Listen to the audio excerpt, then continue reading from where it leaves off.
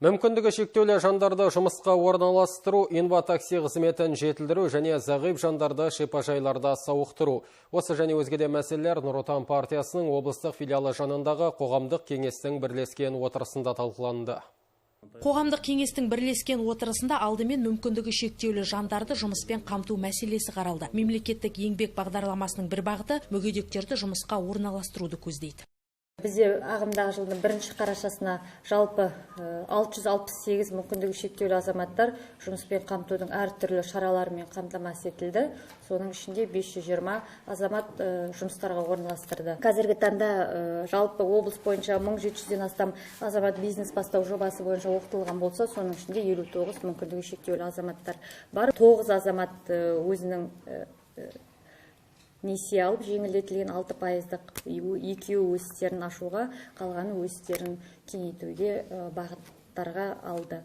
Халықты жұмыспен қамту заңына сәйкес жұмыс берушілер пайда болған бос жұмыс орны туралы 5 күн ішінде хабарлауы тиіс. Облыста жыл басынан бері 1000-жарымнан астам бос жұмыс орны ашылып, мүмкіндігі шектеулі 249 азамат жұмыспен қамту орталықтары арқылы еңбекке тартылған. Кеңес мүшелері бұл бағыттағы жұмысты жетілдіру қажеттігін атап өтті. Өңірдегі инва-такси қызметіне қатысты да шағым көп. Инва-таксиге мұқтаж адамдардың саны бізде жыл сайын артып келеді. Атап айтатын болсақ, 2019 жылы инва-такси қызметіне жүгінген 254 мүмкіндігі шектеулі азамат болса, 2020 жылы 423 адамды құрады.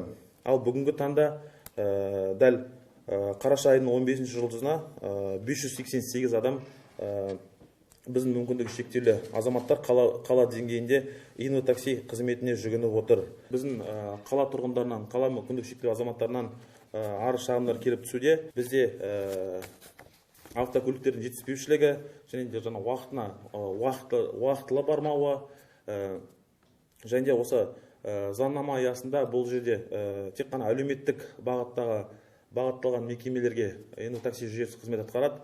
Бүгінгі таңда біздер балдарымыз басқа да жекелеген мекемелерге баруына байланысты сол жерге бару қиындықтар туындап отыр.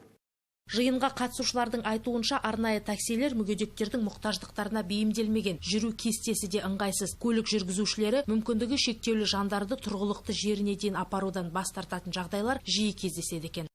Қазіргі кезде сол мүгедектерді тасымалдаған қоғамдық ұйымдар арбадан болсын, көзі көрмейтін қасында жетекші жоқ болса, үйіне дейін кіргізіп салатын тұғын. Жеткізіп подъезге дейін, ол сіздің договорыңызда, тасымалдаушының екі ортаңызда бар. Біз бәрімізде қол қойдық сол жұмыс істегенде. Сонда сол міндеттемемізді орындайтынбыз. Подъездің алдынан алып кетеміз, арбамен алып келіп, машинамызды қайтадан әкелеміз. Қазір ондай жоқ деген әңгіме шығады. Бізді машинадан түсірді, менің уақытым жоқ, бірдеңе. Әртүрлі, мен қазір бәрін айтпай отырмын, бұл жерде бірталай тағы да уақыт өк сияқты нәрселер бар, бірақ тасымалдаушы адам үшін, мүгедек адам үшін өте маңызды. Оған өмірлік маңызы бар нәрсе. Мүмкіндігі шектеулі жандар үшін шаһардың құс фабрикасы, локомотив Диркөл, Тамарикс және 2-3 саяжай аумағында жүріп тұруда қиындықтар туындап отыр. Кедергісіз аймақ қалыптастыруды айтпағанда, көлік жолдарында жаяу жүргіншілер өткелдері жоқ. Қоғамдық кеңес мүшелері сондай-ақ зағип жандарды шипажайларда емдеу, сауықтыру мәселелерінде талқылады. Динар Жұмабекқызы, Алтынбек Майкенов, Алтынбек Қабделов, Ақжайық телеарнасы.